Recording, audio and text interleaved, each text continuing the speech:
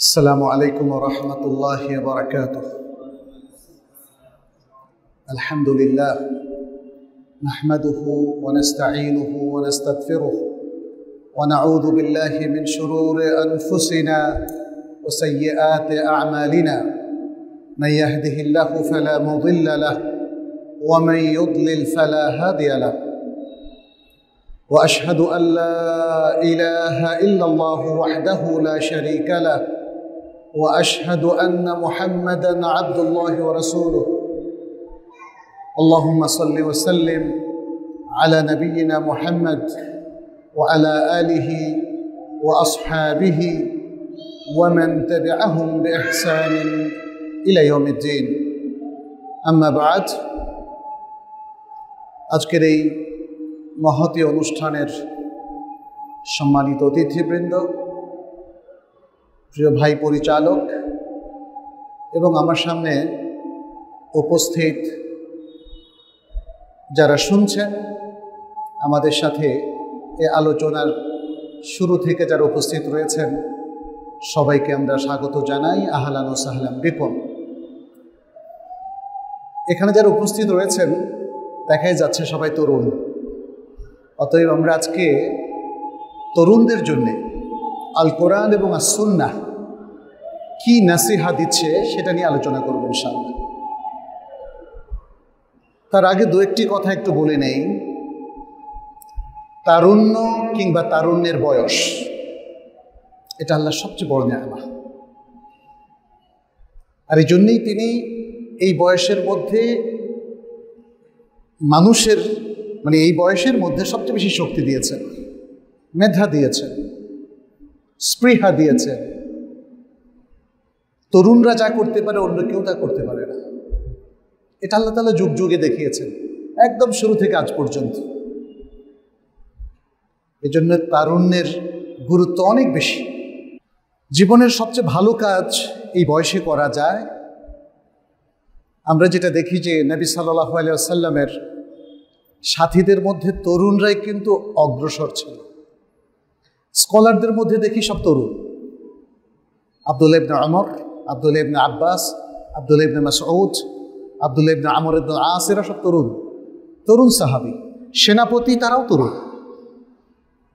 এমনকি বিশ্ববিখ্যাত খালিদ ইবনুল ওয়ালিদ, তিনি 30 বছর থেকে মাত্র 2-1 বছর বা 2-3 বছর বেশি ছিলেন যখন তিনি ইসলামের সবচেয়ে বড় সিফাহ সালার। আর যদি অন্য সেনাপতিদের কথা আসি, তাহলে উসামা বিন যায়েদ ইবনুল হারেসা মাত্র 18-19 বছর বয়সে মুসলিম সেনাপতি। অতএব আমরা ইতিহাসের যেখানেই তাকাই, বা ইসলামের বিজয়ের ইতিহাস অথবা তারও আগের ইতিহাস কিংবা আজকের আধুনিক ইতিহাস, সবখানেই তারুণ্যের জয় জয়কার। মনটা ভরে যায় না? তাহলে একটা প্রশ্ন আসে, আমাদের তরুণরা করছে এটা কি?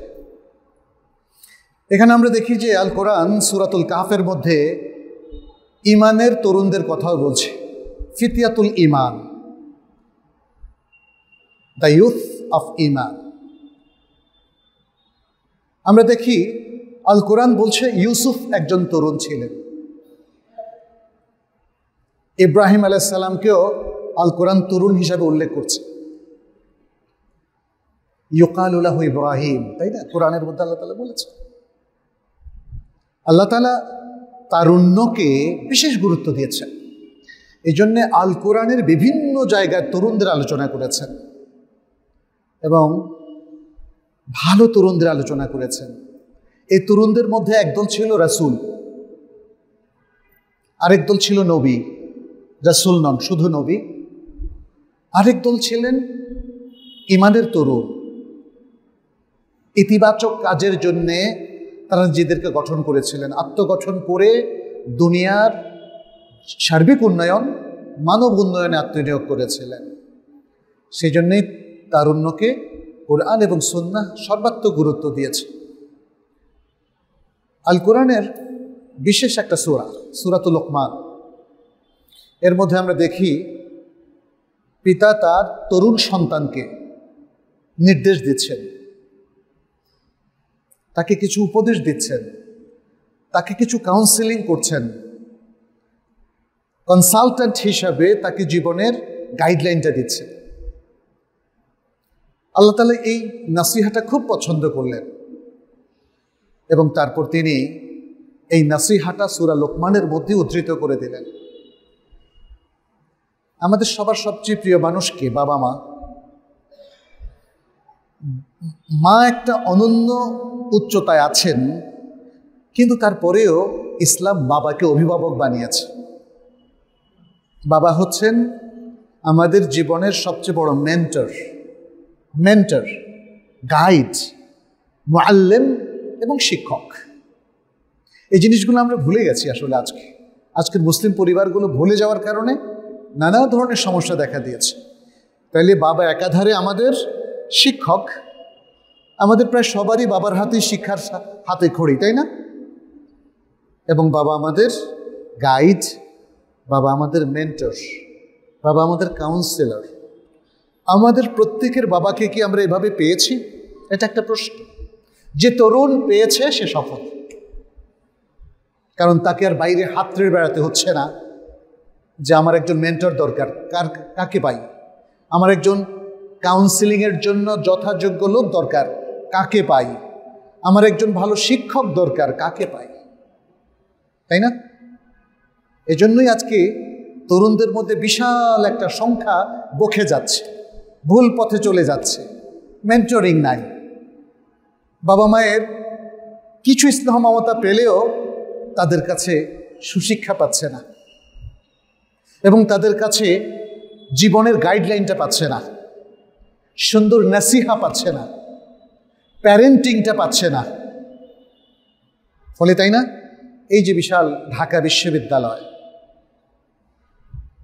বাংলাদেশের সর্বোচ্চ বিদ্যাপীঠ, স্বাভাবিকভাবেই জাতি আশা করে এখানকার প্রত্যেক তরুণ হবে দেশের সেরা সুশিক্ষিত, প্রশিক্ষিত এবং সুন্দর বিনয়ী ভদ্র তরুণ, তাই না? প্রশ্ন, আমরা কি সেটা পাচ্ছি? প্রশ্নটা ছুড়ে দিলাম তোমাদের কাছে, তোমরা সব তরুণ, এই ঢাকা বিশ্ববিদ্যালয়ের কাছে, এখানকার শিক্ষকদের কাছে, এখানকার প্রশাসনের কাছে। মুসলিম উম্মার এই যে বিশাল শক্তি, তারুণ্য, তাকে কি ঠিকমতো আমরা গাইড দিচ্ছি? তাকে কি ঠিকমতো নারিশ করছি? তাকে কি ঠিকমতো গড়ে তুলছি? তাই না? এই প্রশ্নটা করতেই হবে, কারণ তরুণরা নিজে নিজে ভালো হয়ে ওঠে না, তাদেরকে সুন্দর করে তৈরি করতে হয়, তাই না? পৃথিবীর যে কোনো জিনিস আপনি দেখেন না কেন, সব জিনিসের পেছনে একটা ভালো কারিগর থাকে। এই যে সফটওয়্যার, তার কারিগর আছে না? আজকে যে অ্যাপসগুলো পাচ্ছি, এর কারিগর আছে না? তাই না? এগুলো তো এমনি এমনি হয়নি। এখন তো আর্টিফিশিয়াল ইন্টেলিজেন্স চলে এসছে। এর সুব্যবহার নিশ্চিত করাটার জন্য শিক্ষা এবং প্রশিক্ষণ দরকার। তা না হলে এর অপব্যবহারে সারা দেশ ছেয়ে যাবে। ঠিক যেমনটি অনলাইন প্ল্যাটফর্মের অপব্যবহারে পুরো জাতি আজকে প্রায় ধ্বংসপ্রাপ্ত। আমাদের তরুণদের স্নেহের সাথে, মমতার সাথে, ভালোবাসার সাথে তাদেরকে শেখাতে হবে এবং তাদেরকে প্রশিক্ষণ দিতে হবে। প্রশিক্ষণ দিতে হবে হার্ড স্কিল এবং সফট স্কিল দুটোরই। আমাদের অনেকে হার্ড স্কিলটা নিচ্ছে কিন্তু সফট স্কিলটা নিচ্ছে না। এটা খুব দরকার। যেহেতু আমার মূল আলোচনার বিষয় সেটা না, এজন্য এই দিকে আমি আলোচনা করব না। তবে শুরুতে কিছু কথা আমি শেয়ার করলাম। আশা করছি বুদ্ধিমানেরা এর মধ্যে যথেষ্ট তথ্যপাত্য পাবে, চিন্তার খোরাক পাবে, নিজেদেরকে গড়ে তোলার জন্য কিছু না কিছু গাইডলাইন পাবে। আমি আজকে তরুণদের জন্যে প্রথমত লোকমানের সেই নাসিহাটা একটু তুলে ধরতে চাই। তিনি এই যে সূরা লোকমানের 13 নম্বর আয়াত থেকে একাধারে বেশ কয়েকটা আয়াত পর্যন্ত, প্রায় 17 নম্বর, 18 নম্বর আয়াত, 19 নম্বর আয়াত পর্যন্ত যেই দিক নির্দেশনাটা দিলেন, এটা আল্লাহর পছন্দ হয়েছে। ফলে আল্লাহ এটাকে কোট করলেন। আমরাও সাধারণত উদ্ধৃতি কখন দেই? সুন্দর উদ্ধৃতিগুলো দেই কারণ তার প্রতি আমাদের পূর্ণ সমর্থন থাকে। আমরা মনে করি যে এই উদ্ধৃতি আমাদের জন্য একটা মাইল ফলক, চমৎকার গাইডেন্সের মধ্যে আছে, সেজন্য আমরা উদ্ধৃতি দিই। অতএব লোকমানের এই ওসিয়তনামা আমাদের প্রত্যেকের ভালো করে পড়া দরকার, মনে গেঁথে নেওয়া দরকার। আমি আয়াতটা একটু উল্লেখ করে তার অর্থটা বলছি এবং এতে যে গাইডেন্সটা আছে সেটা আমি একটু তুলে ধরব। এখানে আল্লাহ সুবহানাহু ওয়া তাআলা বলছেন, আউযু বিল্লাহি মিনাশ শাইতানির রাজীম ওয়ালাকাদ আতাইনা লুকমানাল হিকমাতা আন ইশকুর লিল্লাহ ومن يشكر فإنما يشكر لنفسه ومن كفر فإن الله غني حميد وإذ قال لقمان لابنه وهو يعظه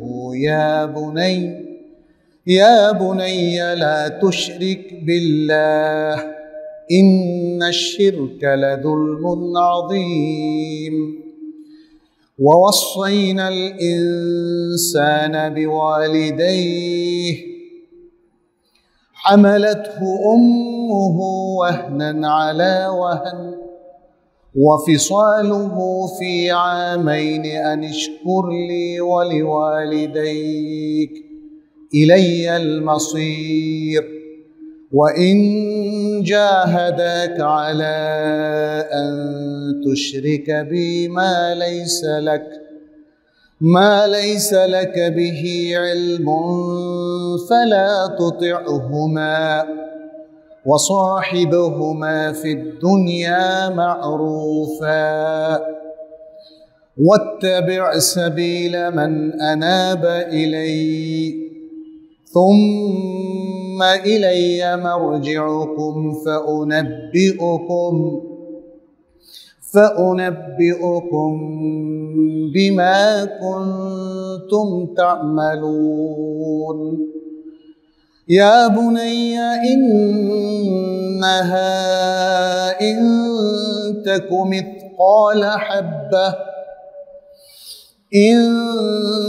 مثقال حبة من خردل فتكن في صخرة أو في السماوات أو في الأرض يأت بها الله إن الله لطيف خبير يا بني أقم الصلاة وأمر بالمعروف وانه عن المنكر واصبر على ما أصابك إن ذلك من عزم الأمور ولا تصعر خدك للناس ولا تمش في الأرض مرحا إن الله لا يحب كل مختال فخور واقصد في مشيك واغضض من صوتك إن أنكر الأصوات لصوت الحمير। শুধু অর্থটা বলে দিচ্ছি। আল্লাহ সুবহানাহু ওয়া তাআলা বলছেন, আমি লোকমানকে প্রজ্ঞা দিয়েছিলাম, উইজডম, প্রজ্ঞা। বলেছিলাম আল্লাহর জন্য শুকর আদায় করো, কৃতজ্ঞ হও। আর যে কৃতজ্ঞতা প্রকাশ করে সে তো নিজের কল্যাণের জন্যই কৃতজ্ঞতা প্রকাশ করে থাকে। আর যে কৃতজ্ঞতা প্রকাশ করতে অস্বীকৃতি জ্ঞাপন করে তাহলে সে যেন জেনে রাখি নিশ্চয়ই আল্লাহ অমুখাপেক্ষী এবং প্রশংসিত। যখন আল্লাহ বলছেন, আর স্মরণ করো যখন লোকমান বলেছিলেন তার সন্তানকে, তিনি তাকে উপদেশ দিচ্ছিলেন, উপদেশের ছলে তিনি বলছিলেন, হে প্রিয় বৎস, আল্লাহর সাথে শরীক করো না। নিশ্চয়ই শিরক সবচেয়ে ভয়াবহ জুলম, অন্যায়। আল্লাহ বলছেন, আর আমরা মানুষকে তার পিতামাতার প্রতি সদাচরণের নির্দেশ দিয়েছে। তার মা তাকে কষ্টের পর কষ্ট করে গর্ভে ধারণ করেছে এবং 2 বছরে বুকের দুধ খাওয়ানো ছাড়িয়েছে। নির্দেশ দিয়েছি আমার এবং তোমাদের বাবা মায়ের শুকরগুজার হও, আমার কাছেই তোমাদের প্রত্যাবর্তন স্থল। আর যদি মা বাবা তোমাকে আমার সাথে শরিক করতে বাধ্য করে, যে বিষয়ে তোমার কোনো জ্ঞান নেই, তাহলে তুমি তোমার মা বাবার আনুগত্য করবে না, শরিক করার ব্যাপারে আনুগত্য করবে না, তবে দুনিয়ায় তাদের সাথে সুন্দরভাবে সহাবস্থান করবে এবং সেই সব লোকদের পথ অনুসরণ করবে যারা আমার অভিমুখী পথ চলে। তারপর আমার কাছেই তোমাদের প্রত্যাবর্তন, অতঃপর আমি তোমাদেরকে অবহিত করব এমন সব বিষয়ে যে কাজগুলো তোমরা দুনিয়ায় করতে।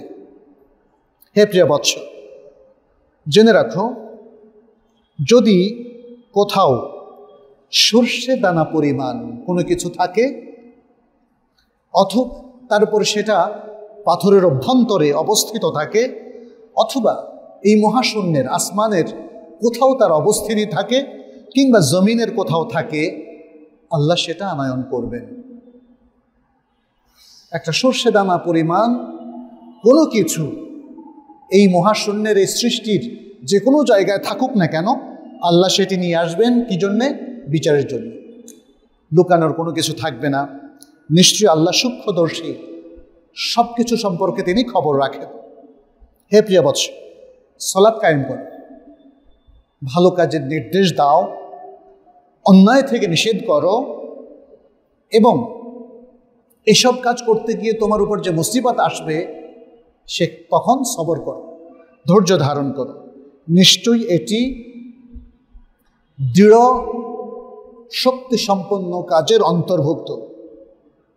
তুমি মানুষের উদ্দেশ্যে তোমার মুখমণ্ডলকে বাঁকিয়ে দিও না, অর্থাৎ মানুষকে ভেংসি কেটো না, আর জমিনে ধম্ববরে চলাফেরা করো না। নিশ্চয়ই আল্লাহ প্রত্যেক দাম্ভিক অহংকারীকে ভালোবাসেন না। তোমার চলাফেরায় তুমি মধ্যপন্থা অবলম্বন করো এবং তুমি তোমার কণ্ঠস্বরকে সংযত রাখো, নিচু রাখো। জেনে রাখো, নিশ্চয়ই সবচেয়ে খারাপ কণ্ঠস্বর হচ্ছে গাধার চিৎকার, গাধার চিৎকার। এতটুকু তিনি তার তরুণ প্রিয় সন্তানকে নসিহা করলেন।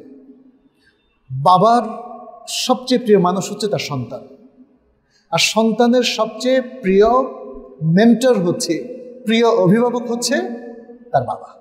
আমি কি বললাম? প্রিয় মেন্টর, প্রিয় অভিভাবক। কারণ প্রিয় মানুষ বললে কার কথা চলে আসবে আগে? মা।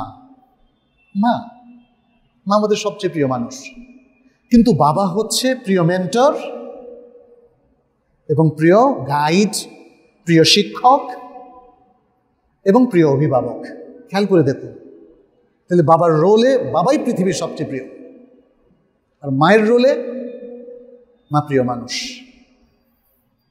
কারণ এখানে একটা হাদিস আছে, আপনারা জানেন, আবু হুরায়রা রাদিয়াল্লাহু তাআলা আনহু থেকে বর্ণিত। একজন সাহাবী নবী সাল্লাল্লাহু আলাইহি ওয়াসাল্লামকে জিজ্ঞেস করেছিলেন, ইয়া রাসূলুল্লাহ, যাদের সাথে আমরা উঠা বসা করি, বসবাস করি, তাদের মধ্যে আমাদের সুন্দর সহবাস্থানের জন্য সবচেয়ে প্রিয় মানুষটাকে? মান আহাব্বুন নাসি ইলাইয়া মিন হাইথুল মুআশারা। তখন রাসূল সাল্লাল্লাহু আলাইহি ওয়াসাল্লাম কি বললেন? উম্মুক, তোমার মা। সুম্মা মান, তারপর কে? বললেন কি? উম্মুক, তোমার মা। এরপর ওই সাহাবী আবার জিজ্ঞেস করলেন, সুম্মা মান, তারপর কে? তিনি কি বললেন?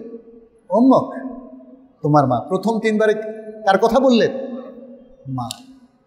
তারপর বললেন তুম্মা মান, চতুর্থবারে বললেন তুম্মা আবুক, তারপর হলো তোমার বাবা। তাহলে প্রিয় মানুষের তালিকায় 1 নম্বরে কে আসবেন? মা।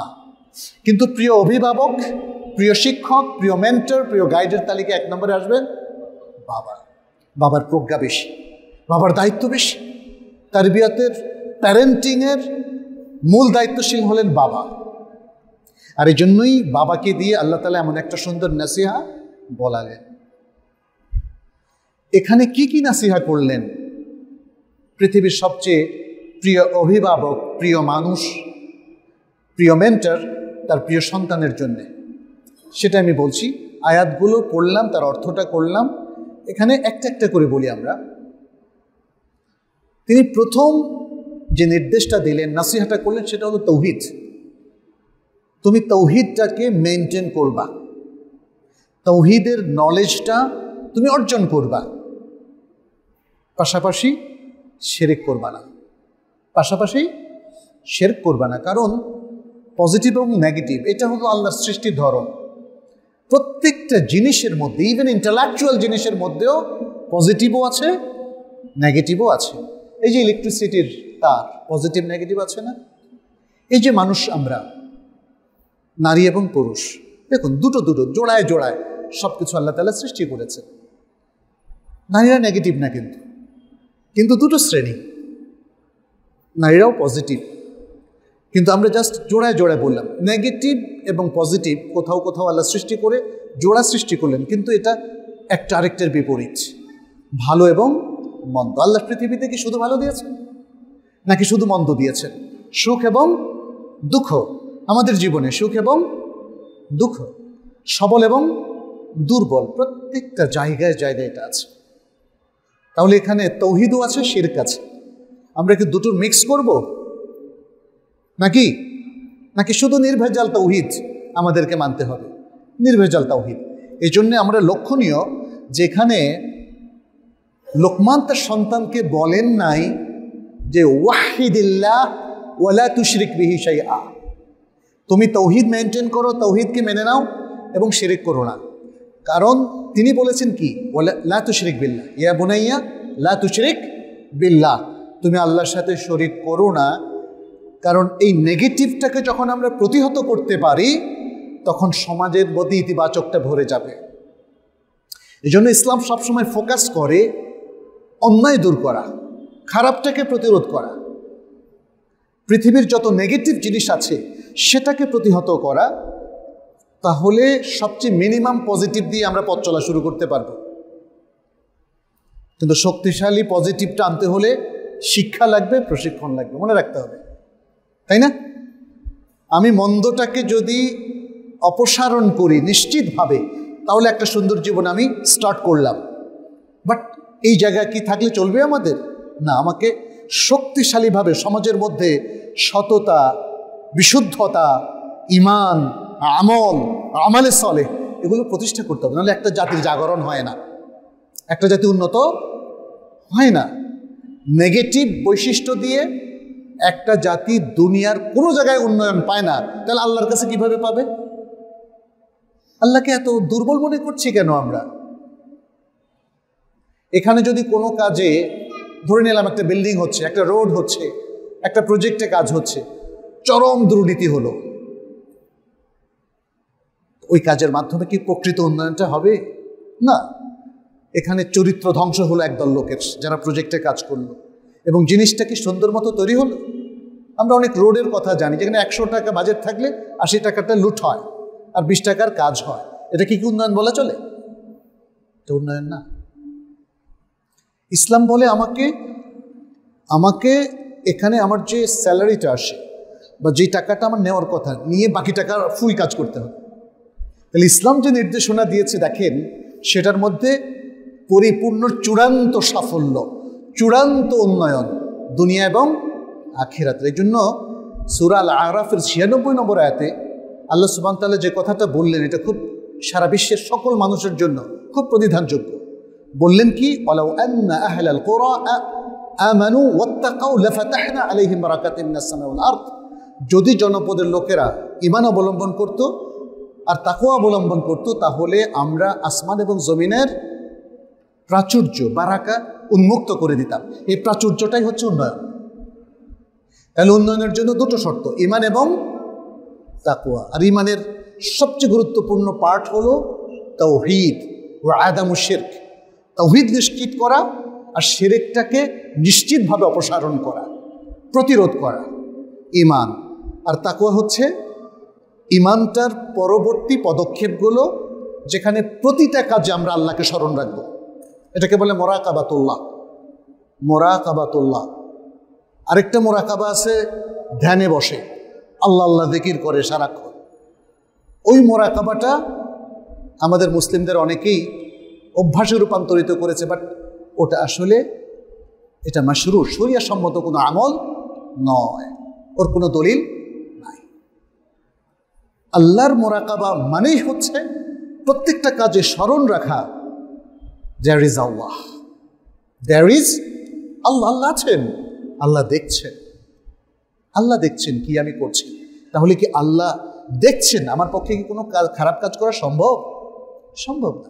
এই জন্য তৌহিদি চেতনা পৃথিবীর সবচেয়ে শ্রেষ্ঠ মানুষ তৈরি করে।